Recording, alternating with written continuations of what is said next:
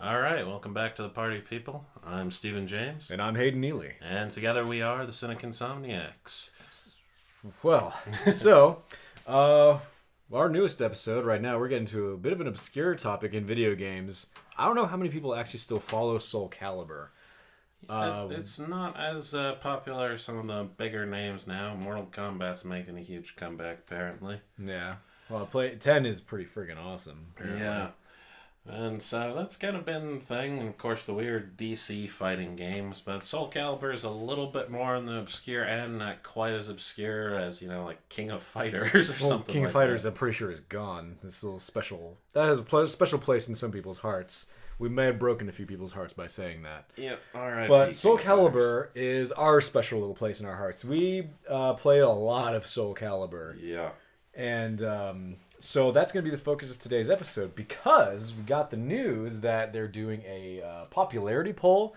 See, because after SoulCalibur 5, I feel like things kind of fucking died. Yeah, that was a big, huge letdown. And then SoulCalibur, the Lost Swords, or what is it called? I think it's Lost Swords. It was like a free to play thing. Yeah. And you had to pay extra, which free to play stuff is just evil for the most part.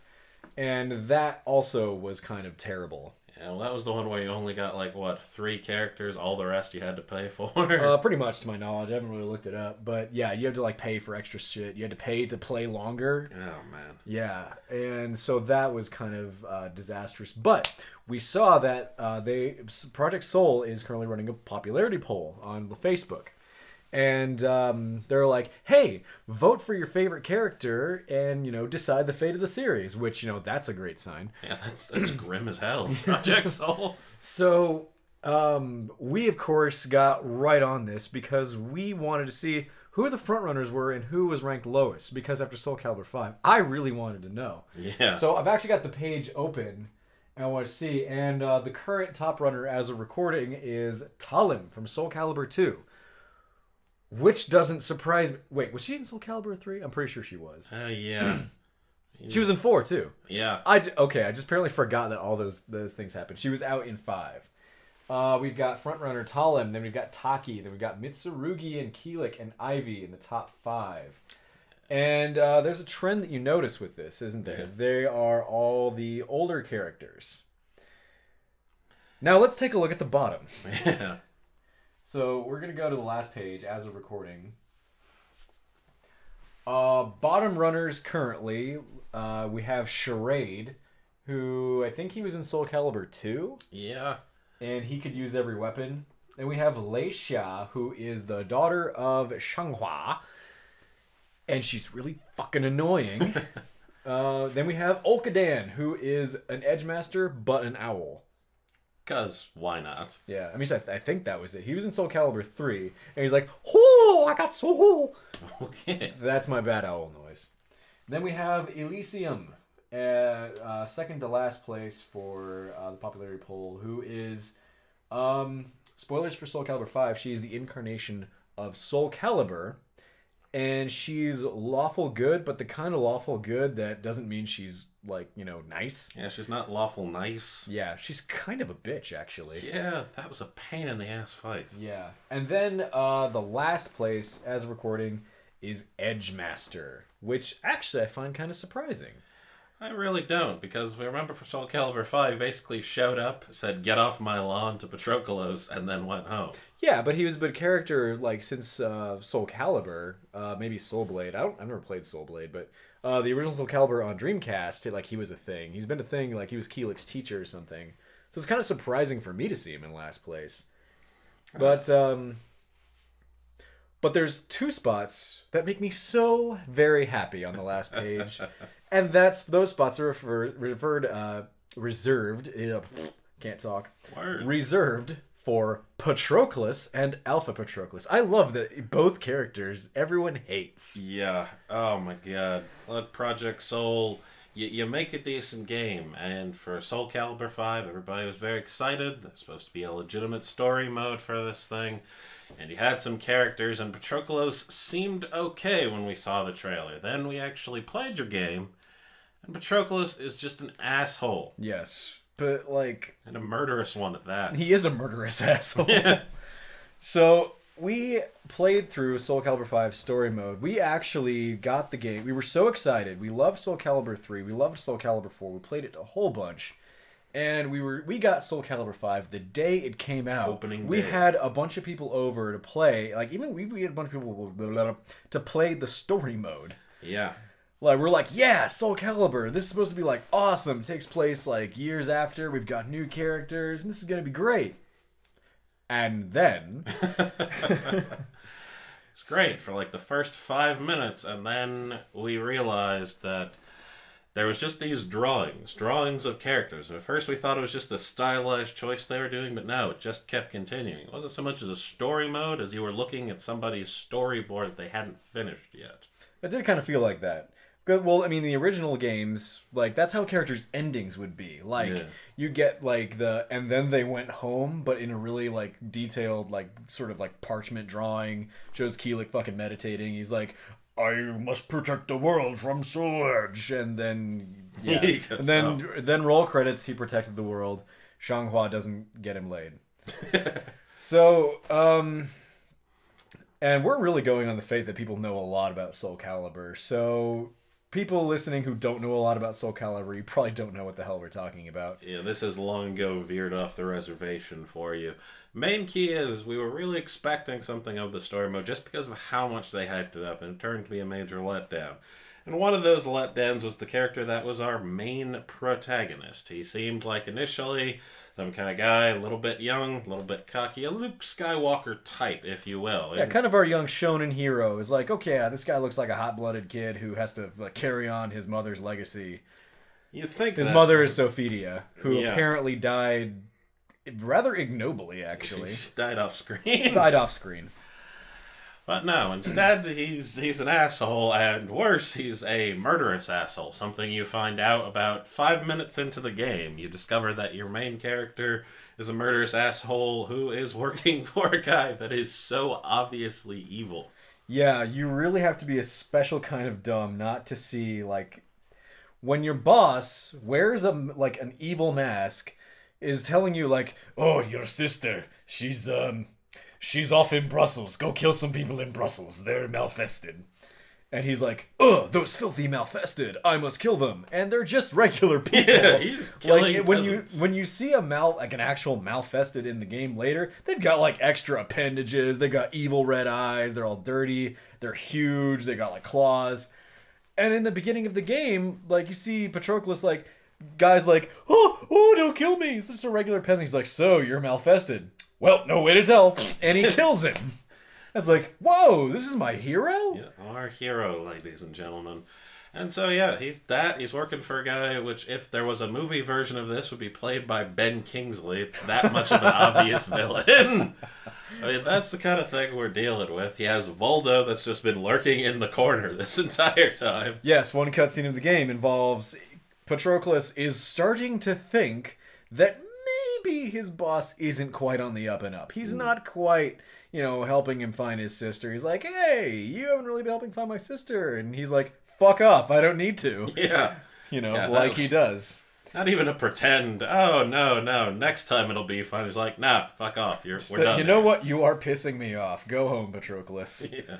And he's like, oh, but I'm a holy warrior. And he's like, no, Voldo, please kill this guy. And that's when you loosely realize your entire meeting has been taking place in a torture chamber.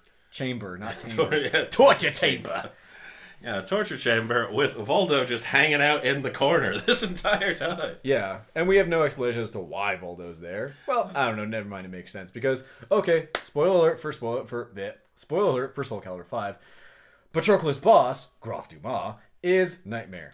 He's the new Nightmare. He's got Soul Edge. Yeah, we all know he's the new Nightmare. It takes you about 5 seconds to actually realize this if you played any of the Soul Calibur games.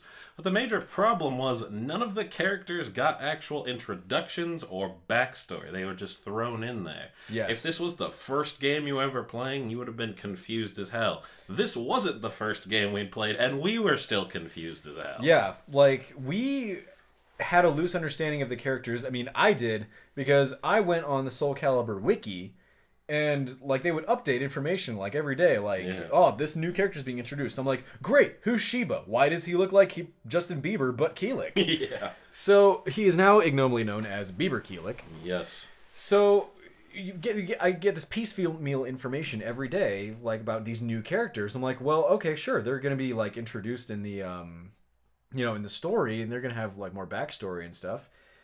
But no, that was not the case. The story was unbelievably rushed.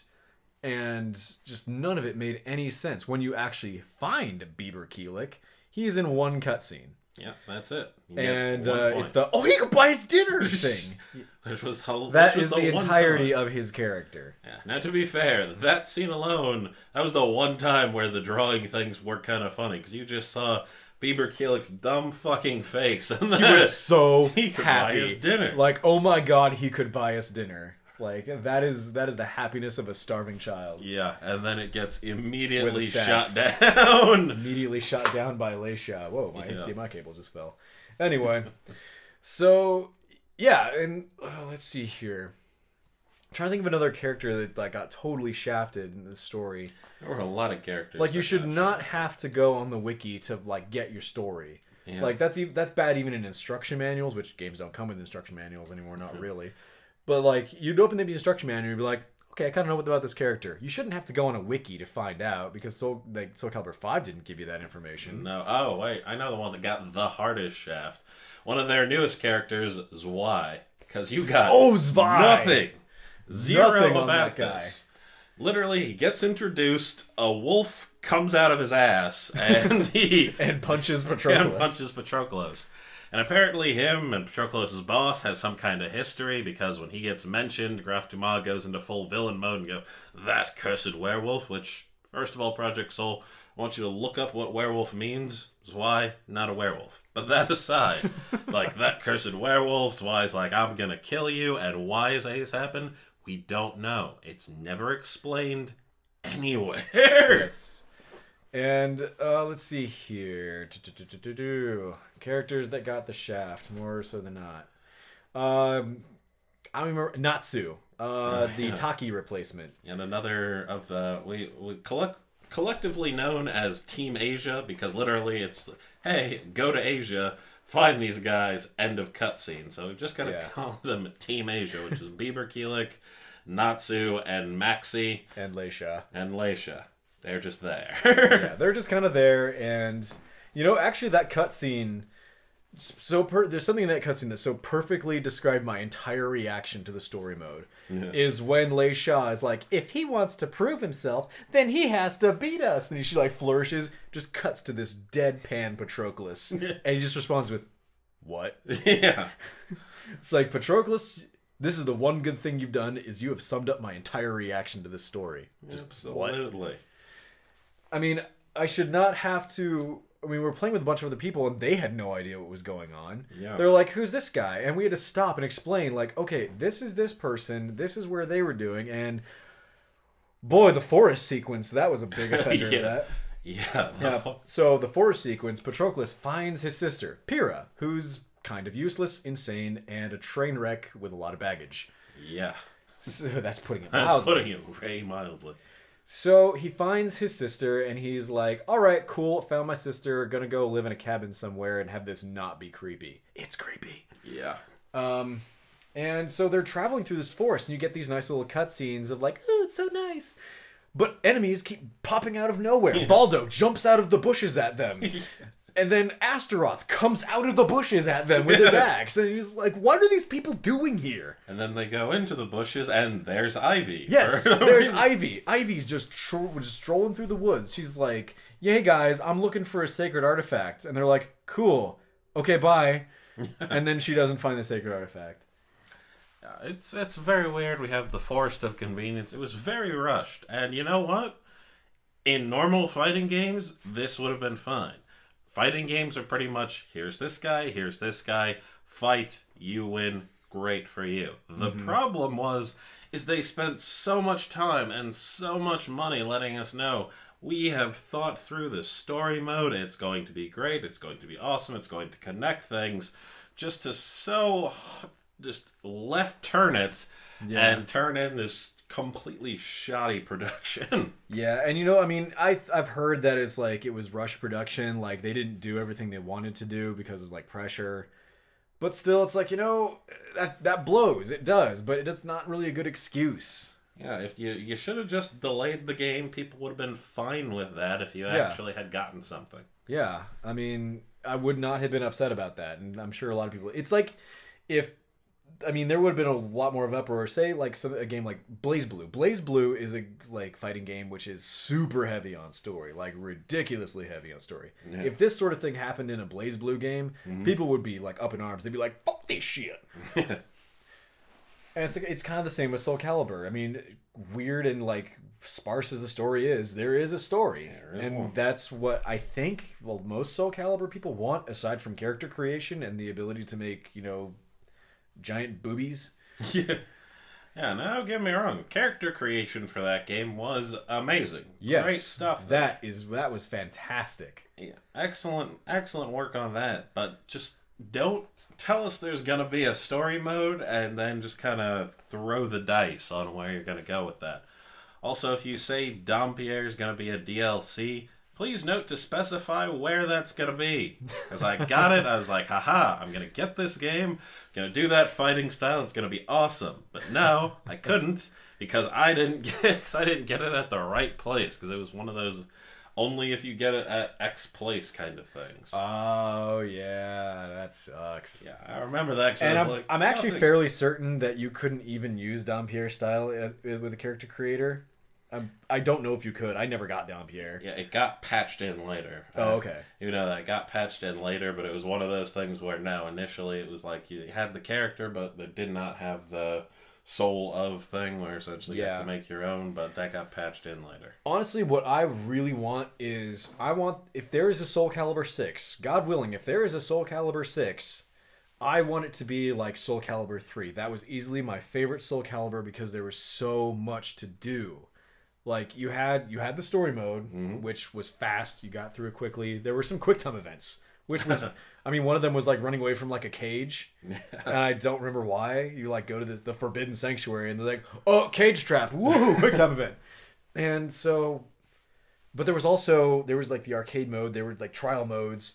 There was one where you fight a fucking Colossus. Why? Yeah, I think that was one of the trial things. You fight this giant, like, you know, Michelangelo's David, and he just walks around and he shoots lasers at you. Okay. I mean, that's pretty cool. But my favorite thing of SoulCalibur 3 was Tales of Swords. And if SoulCalibur fans are listening to this, I hope you agree with me on this. Tales of Swords was fucking amazing. Aside from some gameplay gripes. But the concept of it is you have a story that kind of takes place in the same universe. But your character is the central point of it all. You are like leading this military unit, or you're part of a military unit. You lead it, and then you rebel, and then you do a whole bunch of stuff. It's like a tactics map, and you go and you fight, and it got really hard at the end. Like, you essentially build up a small army, and you just go and you fucking just take over this country. Like, I want that again. I want that in SoulCalibur 6. I want a story mode for my created character that isn't, hey, maybe you'll get like 3 seconds of fame in SoulCalibur 4 in the opening cutscene. You remember that? You could have your creative character in the opening cutscene, and he fights Cervantes. Yeah, for the grand total of that 5-second little clip there. Yeah, just that wowee. But my character doesn't use a great sword. Shut up. Yeah, good job there, guys. So, when it comes down to it, it's simple things. Make a story mode that's actually a legitimate story mode that maybe you can use created characters on. But most importantly, if you're going to bring in new characters, make sure they have some backstory that you explain.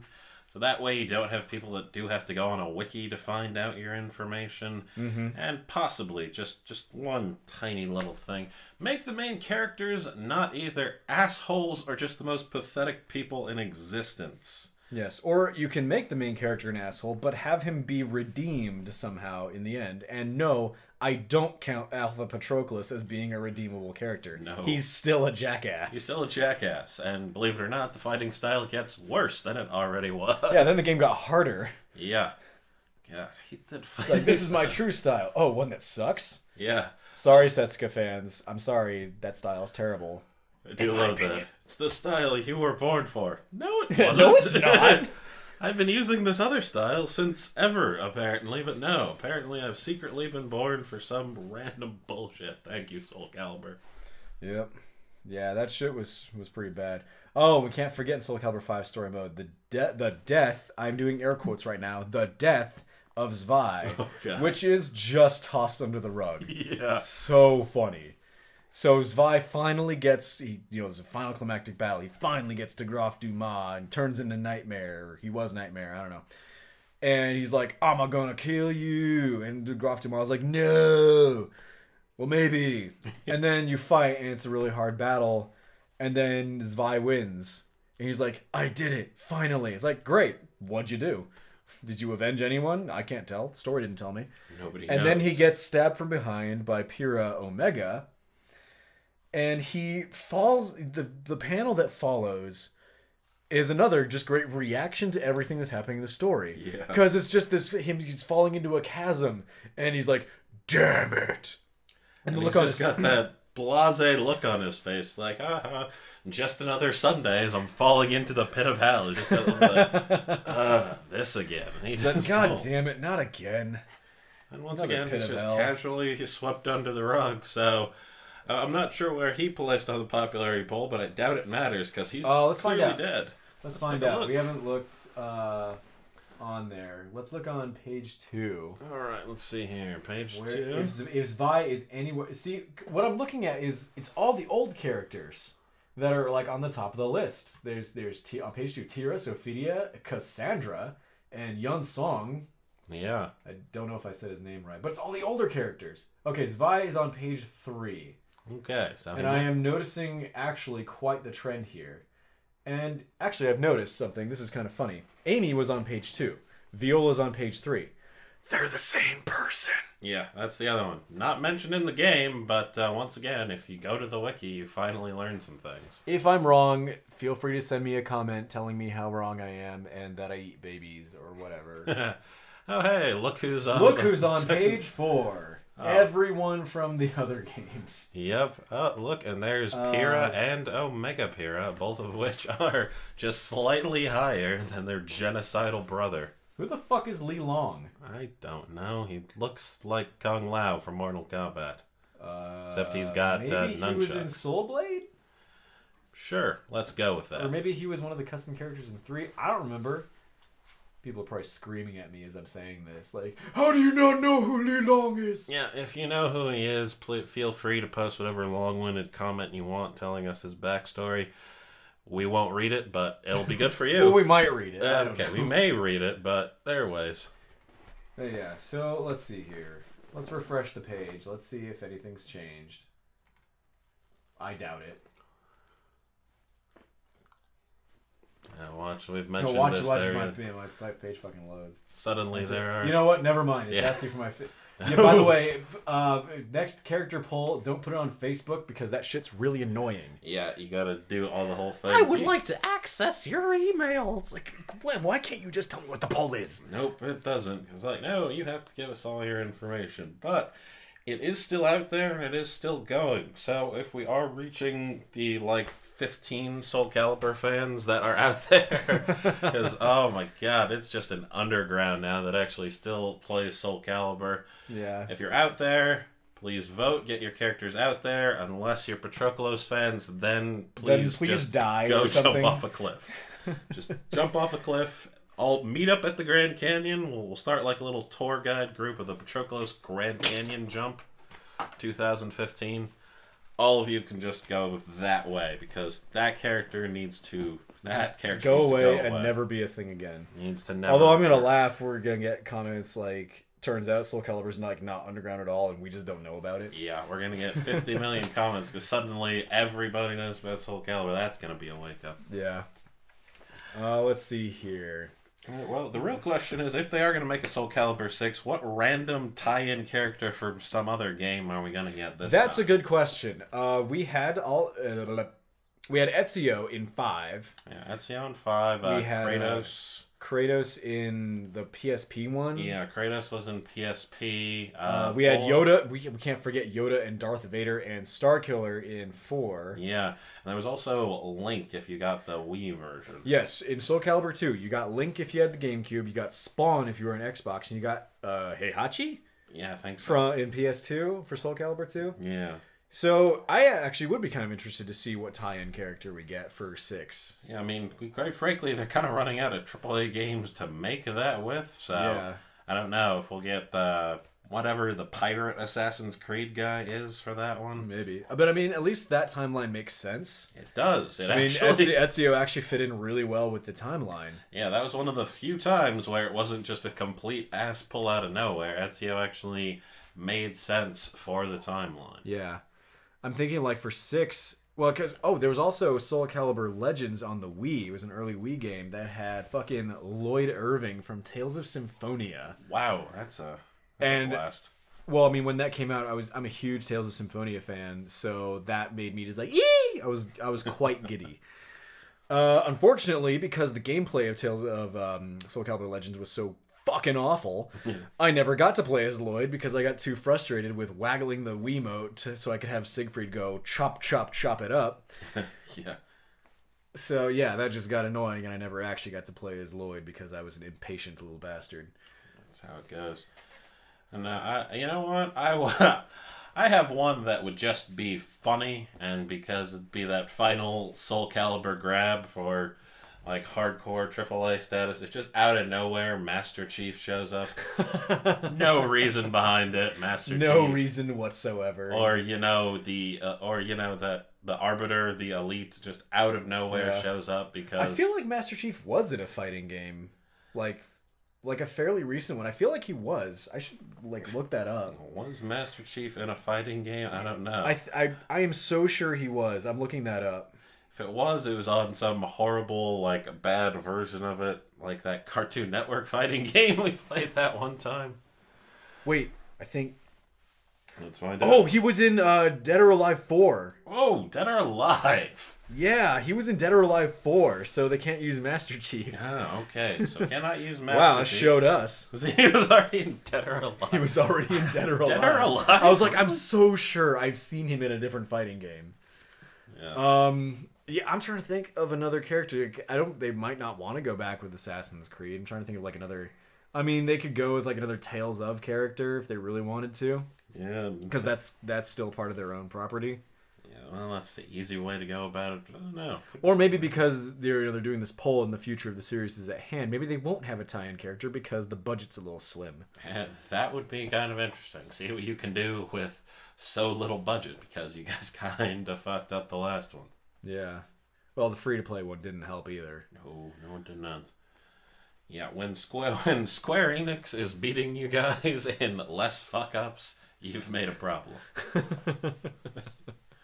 Oh, I feel like that references All the Bravest or something. Yeah. I don't know. Oh, who knows? Maybe because they got another Final Fantasy coming out, we'll see whatever boy bands are in that suddenly pop up in Soul Calibur. Well, shit, they could have a Final Fantasy character or something. Oh, fun fact. So, a couple people you may not know this. Okay. So for Soul Calibur 3, the tie-in character was actually supposed to be Dante from Devil May Cry. Haha. And apparently they didn't do it because his outfit was too similar to Keelix. Huh. I could be wrong. That's what I've read. I believe everything I read on the internet, maybe. But that was apparently why Dante didn't make it in. I'm just like, I would love to have played as Dante. Yeah, well, if they do it now, that means we're going to get the unfortunate Dante from the new Devil May Cry. Ooh, please no. Yeah. Please no. But who knows? We'll see what we can get. The future of Soul Calibur is apparently in our hands. Yeah. God help us all. Yeah. It's in the hands of Soul Calibur fans. That's a tricky bit of business. That is a tricky bit of business. So as we see now, Talim is the front runner, probably because cute girl with tonfas. Come on, guys. She's like 15. Seriously. Yeah, that's going to stop anybody. That's true. No, but then again, if this is in the timeline that we're working on for 5, she's actually of age. Yeah, she's something. Yeah, something. She's of age. What, 20s, 30s? Early 30s, maybe. I think Yeah. it's probably 15 years after SoulCalibur 4. Yeah, so like 30s. I don't know. There's no shortage of like young people. Yeah, there's some way to be creepy on. Yeah, if the originals aren't there, there'll be some next generation which the future purrs that are out there will continue on. That is for certain. Yep. All right, but I think we're running out of time here. So one my final note for anyone at Bandai Namco who's listening. Put Zaslamel back in. I need to start winning matches. Yes, I love the scythe. So good. That is good stuff. Well, that is almost our time here. So, once again, leave some comments. We know if there are a bunch of SoulCalibur fans out there, and the legions of Patroclus fans that now all want to cry jihad upon us, by all means... You can't say that. Yeah, by all means do. Just don't do it in the comments section. For those of you that have favorite characters that you like, or that thought the story mode wasn't as bad as we did, by all means. We enjoy differing viewpoints, even if those viewpoints are wrong. But that aside... Man, you really want to make some enemies today. You know what? It's that kind of day. Bring it on. Here to chew bubblegum and kick ass, and I'm all out of bubblegum. All right. All right, boys and girls. We are the Cynic Insomniacs. I'm Hayden Neely. I'm Stephen James. And we will see you in the next podcast. Later.